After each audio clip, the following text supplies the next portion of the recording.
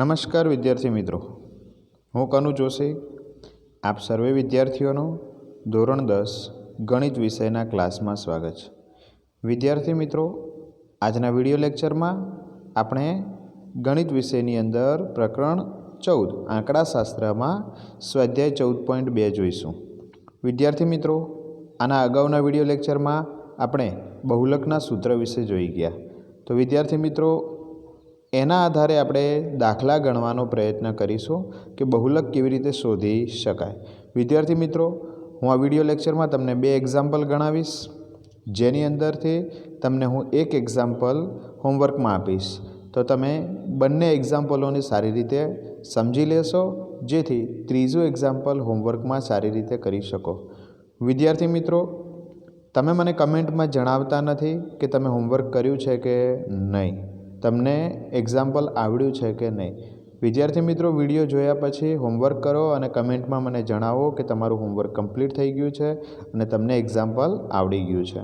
ચલો જોઈએ વિદ્યાર્થી મિત્રો આજનું એક્ઝામ્પલ સ્વાધ્યાય 14.2 દાખલા નંબર 1 શું આપ્યું છે આપણને। નીચેનું કોષ્ટક 1 વર્ષ દરમિયાન એક દવાખાનામાં દાખલ થયા દર્દીઓની ઉંમર દર્શાવે છે।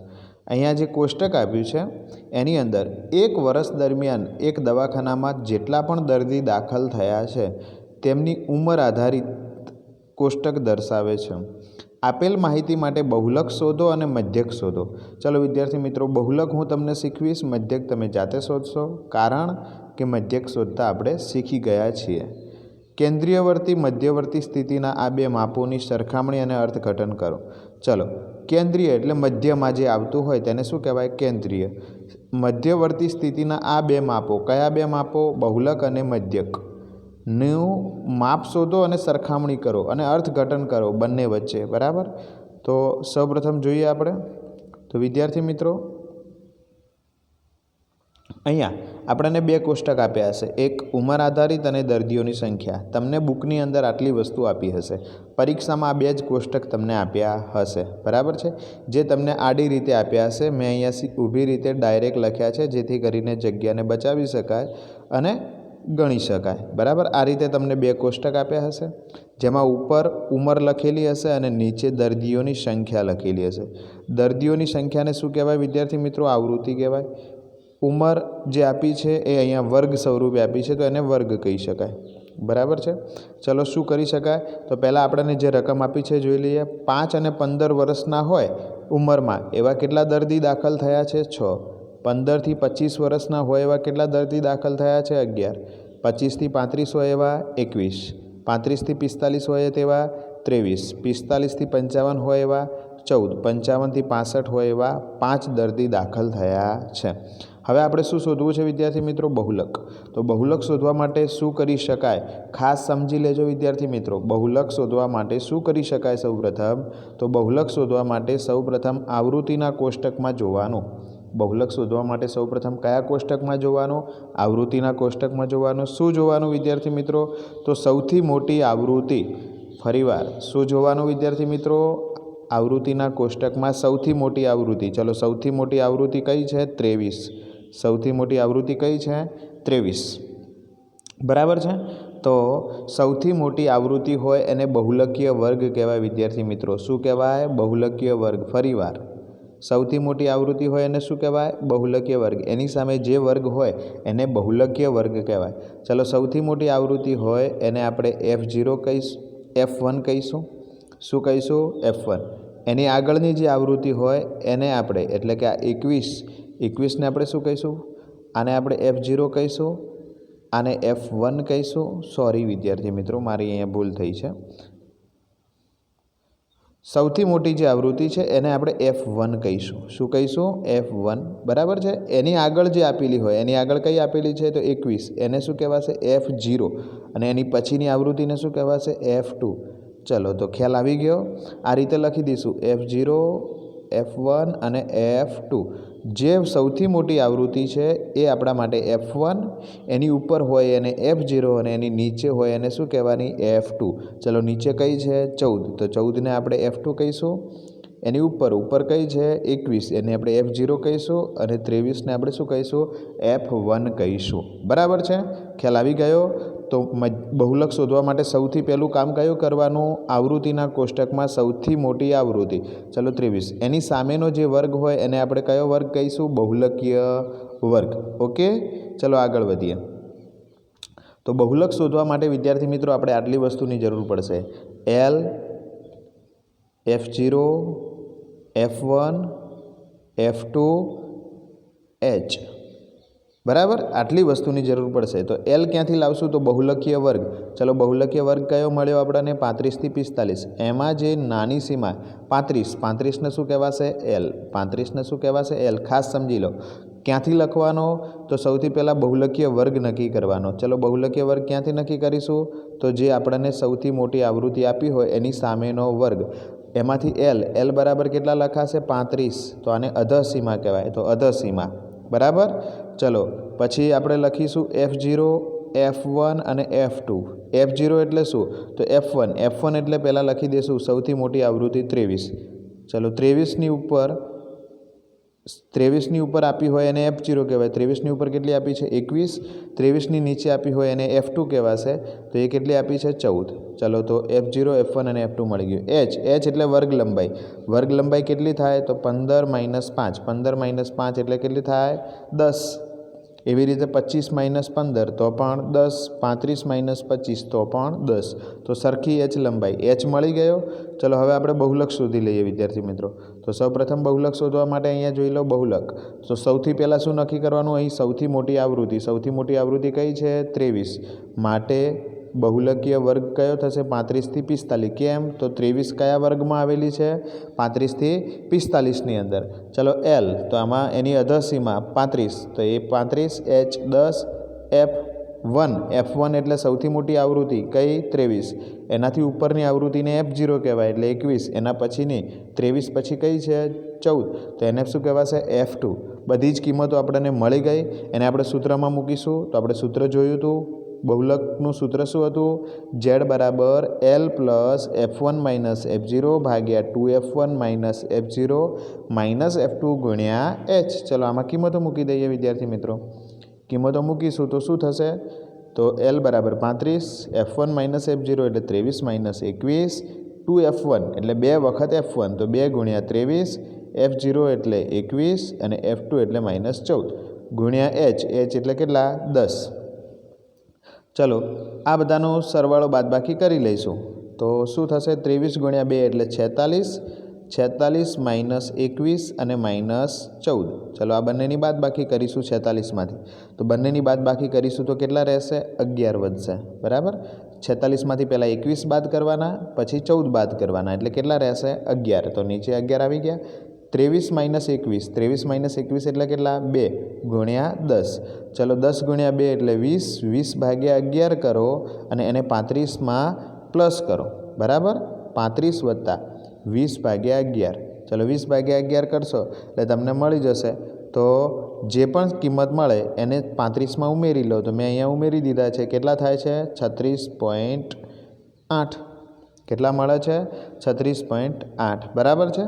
તો તમે 2 પોઈન્ટ સુધી આગળ વધી શકો છો. તો 36.8 અહીંયા આશરે કિંમત છે. બરાબર છે. ચલો હવે એવી રીતે બીજું આપણને શું શોધવાનું કીધું છે? મધ્યક. તો આપણે મધ્યક પણ શોધવું હોય તો મધ્યક શોધતા તો આપણે શીખી ગયા.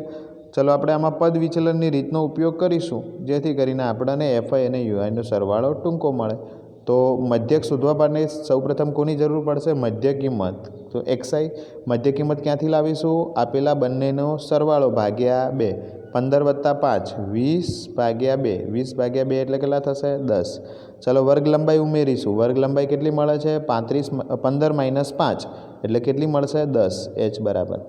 તો 10 ઉમેરો તો 10 વત્તા 10 એટલે 20, 20 વત્તા 10 એટલે 30, 30 વત્તા 10 એટલે 40, 40 વત્તા 10 એટલે 50, 50 વત્તા 10 એટલે 60.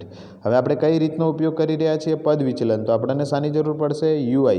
તો આપણે UI શોધતા વિદ્યાર્થી મિત્રો શીખી ગયા. XI માઇનસ A ભાગ્યા H.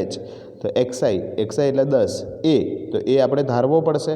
તો એ કોને ધારીશું? જે વચ્ચે આપ્યા હોય એને. તો મેં અહીંયા કેટલાને ધાર્યા છે? 40. તો 40ને આપણે શું ધારીશું? A. ઓકે 10 - 40, 10 - 40 એટલે કેટલા થશે? -30 ભાગ્યા h, એટલે આપણને વર્ગ લંબાઈ કેટલી મળી? 10, 0 0 કેન્સલ, તો કેટલા આવશે? -3. સરખી વર્ગ લંબાઈ છે દરેકે દરેકની, તો આપણે શું લખીશું? -3 પછી -2, -1, 0, 1 અને 2. ખ્યાલ આવી ગયો? યુઆઈ મળી ગયા. હવે આપણે કયું કોષ્ટક બનાવીશું? FI યુઆઈનું કોષ્ટક એટલે યુઆઈ ગુણ્યા FI. તો 6 ગુણ્યા -3 -18, 11 ગુણ્યા -2 -22, 21 ગુણ્યા -1 -21, 23 ગુણ્યા 0 0, 14 ગુણ્યા 1 14, 5 ગુણ્યા 2 10. ચલો આ બંનેનો સરવાળો કરી અને આ માઇનસના સરવાળામાંથી બાદ કરી લઈશું. તો મને અહીંયા સરવાળો કેટલો મળે છે વિદ્યાર્થી મિત્રો? -37. કોનો? Sigma FI UI. તો સિગ્મા FI યુઆઈ. ચલો FIનો સરવાળો એટલે સિગ્મા FI કેટલો મળે છે? 80. હવે આપણે મધ્યકના સૂત્રમાં કિંમત મૂકી દઈએ. મધ્યક કઈ રીતે શોધીએ છીએ? પદ વિચલનની. તો પદ વિચલનના સૂત્રમાં A 40, sigma FI 80, sigma FI UI -37 અને H બરાબર કેટલા? 10. તો આ બધી જ કિંમતો આમાં મૂકી દઈશું. ચલો x બાર બરાબર A વત્તા સિગ્મા FI યુઆઈ ભાગ્યા સિગ્મા FI ગુણ્યા H. A એટલે 40, તો 40 સિગ્મા FI કેવા મળે છે? -37. તો પ્લસની જગ્યાએ શું લખાશે? -37 ભાગ્યા સિગ્મા FI એટલે 80 ગુણ્યા H એટલે 10. ચલો 0 0 કેન્સલ કરી દો. 37 ભાગ્યા 8, તો 37ને 8 વડે ભાગો અને એને 40માંથી શું કરી દો? બાદ. તો મને કેટલા મળે છે? 35.37 આશરે. તો આટલી કિંમત મળી ગઈ. તો આ મધ્યક થઈ ગયો. હવે આપણે કહી દઈએ કે આમ માહિતીનો બહુલક 36.8 વર્ષ તથા મધ્યક 35.37 વર્ષ. અર્થઘટન. તો અર્થઘટન શું થઈ શકે? તો મહત્તમ સંખ્યાના દર્દીઓની ઉંમર કેટલી હશે? 36.8. બહુલક શું દર્શાવે છે? મહત્તમ સંખ્યા. બહુલકમાં શું મળે આપણને? વધુમાં વધુ સંખ્યા. તો વધુમાં વધુ સંખ્યામાં દર્દીની ઉંમર કેટલી છે? 36.8 વર્ષ. અને દાખલ થયેલ બધા જ દર્દીઓની સરેરાશ. મધ્યક કઈ ઉંમર? મધ્યક એટલે શું? સરેરાશ. મધ્યક એટલે શું? સરેરાશ. તો દરેકની સરેરાશ ઉંમર કેટલી હશે? 35.37. એમાં સૌથી વધુ કઈ ઉંમરના દાખલ થયા છે? 36.8 વાળા. અને સરેરાશ કેટલી ઉંમરના દાખલ થયા છે? 35.37. આ એનું શું કહેવાય? અર્થઘટન. ચલો નેક્સ્ટ એક વધુ એક્ઝામ્પલ જોઈ લઈએ વિદ્યાર્થી મિત્રો, જેથી તમને વધુ ખ્યાલ આવી જાય. આમાં આપણને શું કીધું છે? ક્વેશ્ચન 2, નીચેની માહિતી 225 વીજ ઉપકરણોના આયુષ્યની કલાકોમાં પ્રાપ્ત માહિતી દર્શાવે છે, જેમાં આયુષ્ય અને આવૃત્તિ.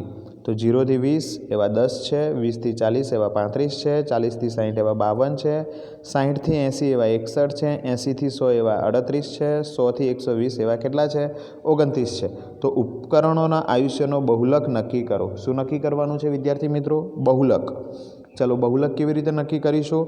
તો આપણને અહીંયા માત્ર બહુલક શોધવાનું જ કીધું છે. તો આપણે કોષ્ટક નહીં બનાવીએ, સીધા જ ડાયરેક્ટ શોધી લઈશું. આ એક કોષ્ટક લખી લઈશું આડી રીતે, બરાબર. મેં અહીંયા રકમમાં છે એટલે નથી લખ્યું. તમે વિદ્યાર્થી મિત્રો અહીંયા નોટબુકમાં લખો છો ત્યારે પહેલાં આ કોષ્ટક બંને જે કોષ્ટક છે એને લખી લેવું, બરાબર છે. પરીક્ષામાં લખો તો પણ કોષ્ટક, જ્યારે બહુલકનો દાખલો પૂછાય ત્યારે આ કોષ્ટક ફરજિયાત લખી લેવું.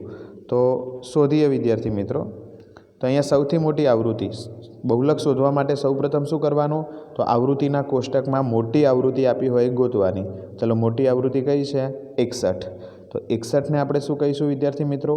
F1. એની આગળ આપ્યું હોય, એની આગળ કેટલા આપ્યા છે? 52. 52ને શું કહેવાય? F0. અને 38ને શું કહેવાય? F2. શું કહેવાશે? F2. ચલો F0, F1 અને F2 મળી ગયા. તો આપણે લખીશું કે અહીં સૌથી મોટી આવૃત્તિ કેટલી છે? 61 છે. તો 61ની આગળ જે વર્ગ આપ્યો હોય એને કયો વર્ગ કહેવાય? બહુલકીય વર્ગ. તો માટે બહુલકીય વર્ગ કયો થશે? 60 થી 80. 61 જેમાં આવ્યા હોય, જે સૌથી મોટી આવૃત્તિ જે વર્ગમાં આવેલી હોય એ વર્ગને આપણે શું કહેશું? બહુલકીય વર્ગ કહીશું. તો 60 થી 80. હવે આપણે બધી જ કિંમતો લખી લઈએ વિદ્યાર્થી મિત્રો. તો કિંમતો લખીશું. ચલો L એટલે બહુલકીય વર્ગની અધઃસીમા. અધઃસીમા કેટલી છે? 60. તો L બરાબર 60. F1 એટલે સૌથી મોટી આવૃત્તિ 61. F0 એટલે 61ની આગળની આવૃત્તિ તો 52. અને F2 એટલે 61 પછીની આવૃત્તિ તો કેટલી છે? 68. તો F2 એટલે 38. તો 38. H વર્ગ લંબાઈ. તો વર્ગ લંબાઈ કેટલી થાય છે? જોઈએ વિદ્યાર્થી મિત્રો. તો અહીંયા 20 - 0 તો 20. એવી રીતે 40 માઇનસ 20 તો 20, તો વર્ગ લંબાઈ કેટલી થશે? h બરાબર 20 થશે. ઓકે, આગળ વધીએ. કિંમત મૂકી દઈએ સૂત્રની અંદર. z બરાબર l plus f1 minus f0 ભાગ્યા 2f1 minus f0 minus f2 ગુણ્યા h. સૂત્ર વિદ્યાર્થી મિત્રો ખાસ આવડવું જોઈએ. સૂત્ર આવડશે તો જ દાખલો ગણી શકશો, નહીંતર નહીં આવડે. l એટલે કેટલા? 60. f1 એટલે કેટલા? 61.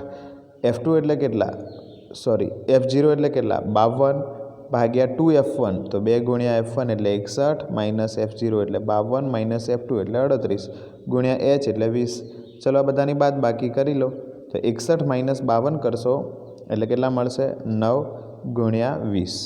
નીચે 2 ગુણ્યા 61, 2 ગુણ્યા 61 કરશો એટલે તમને મળશે વિદ્યાર્થી મિત્રો 2 6 દુના 12, 122. એમાંથી તમે 52ને બાદ કરી લો અને એમાંથી પછી 38ને બાદ કરી લો. જે મળે તો કેટલા મળશે? 32. ચલો 9 ગુણ્યા 20 એટલે 180, 180 ભાગ્યા 32. તો 60માં 180 ભાગ્યા 32નો જે જવાબ આવે એને ઉમેરી દો. તો 60માં કેટલો જવાબ મળે છે મને? 5.625. તો 60 વત્તા 5.625 એટલે કેટલા થશે? તો અહીંયા એનો જવાબ થશે વિદ્યાર્થી મિત્રો 60 વત્તા 5.625. આ જવાબ અહીંયા ખોટો છે. 65.625 થશે. કેટલા થશે? 65.625 થશે. બરાબર, અહીંયા લખવામાં ભૂલ થયેલી છે.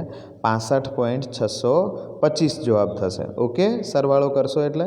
તો આમ ઉપકરણના આયુષ્યનો બહુલક કેટલો થશે? 65.625 કલાક. તો એકદમ સરળ છે ને વિદ્યાર્થી મિત્રો. જો તમને કોઈ જગ્યાએ તકલીફ પડે તો મને કમેન્ટમાં જણાવશો, જેથી કરીને હું તમને સરળ રીતે સમજાવી શકું. વિદ્યાર્થી મિત્રો, તમને આ વિડીયો ગમ્યો છે?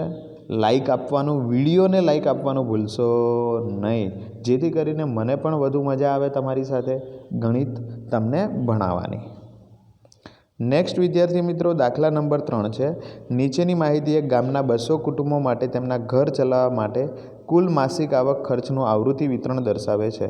તો કુટુંબનો માસિક ખર્ચનો બહુલક શોધો અને મધ્યક શોધો. તો વિદ્યાર્થી મિત્રો, જેમ આપણે દાખલા નંબર 1 જોયો એ મુજબનો આ દાખલો છે. આને તમે હોમવર્કમાં કરશો.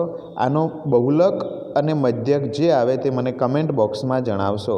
બરાબર, બહુલકની કિંમત જે મળે તે અને મધ્યકની કિંમત જે મળે તે મને કમેન્ટ બોક્સમાં ખાસ ભૂલશો નહીં જણાવવાનો. ઓકે, આ રીતે એના 2 કોષ્ટક આપ્યા છે, માસિક ખર્ચ અને કુટુંબની સંખ્યા. તો એના આધારે તમારે વિદ્યાર્થી મિત્રો શોધવાનું છે. ઓકે, ચલો નેક્સ્ટ વિડીયો લેક્ચરમાં મળીશું.